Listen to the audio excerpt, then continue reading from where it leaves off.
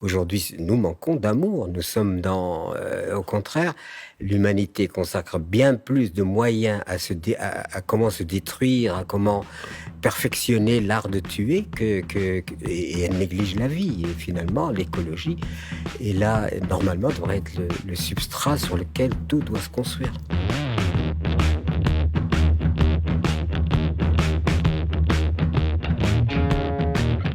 L'histoire actuelle a tellement séparé l'humain de la nature, Hein.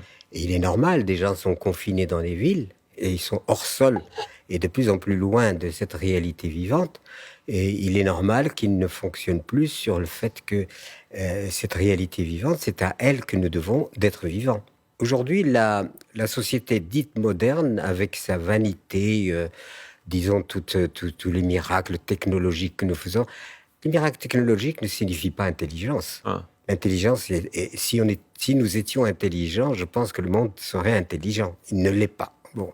Donc, que cette jeunesse puisse réagir comme ça en tentant de mettre quand même dans l'événement matériel de l'esprit. Change is coming, whether you like it or not.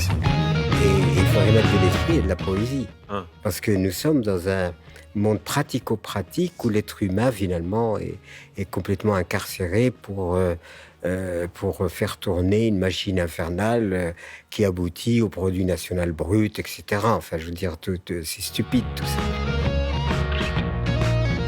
Le progrès technologique est une réalité. Tout dépend au service de quoi. Je ne peux pas souscrire à la bombe atomique. Je peux pas elle nécessite évidemment beaucoup de science, beaucoup de trucs. Je peux pas souscrire à la violence, à la mort et à tout ce que l'intelligence humaine met au service du négatif, hein, de la mort. Ça, je ne peux pas y souscrire.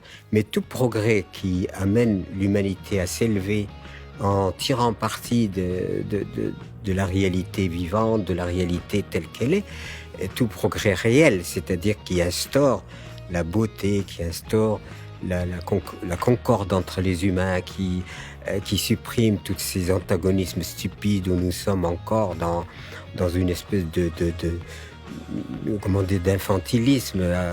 Chacun bombe son torse parce que on a une armée plus forte que l'autre. C'est complètement la cour de récréation, moins l'innocence. Pour moi, je pense que l'écologie, c'est avant tout l'élément premier sans lequel ni vous ni moi ne serions vivants. Il y a peu de temps, une journaliste est venue me voir pour me poser des questions parce qu'elle faisait une enquête sur l'eau. Je lui ai dit, Madame, vous êtes de l'eau, donc vous faites une enquête sur vous-même. Et c'est cette dissociation, si vous voulez, de l'esprit humain avec cette pensée prométhéenne, c'est-à-dire que l'homme dominant, l'homme qui veut, etc. Il domine quoi? Rien du tout.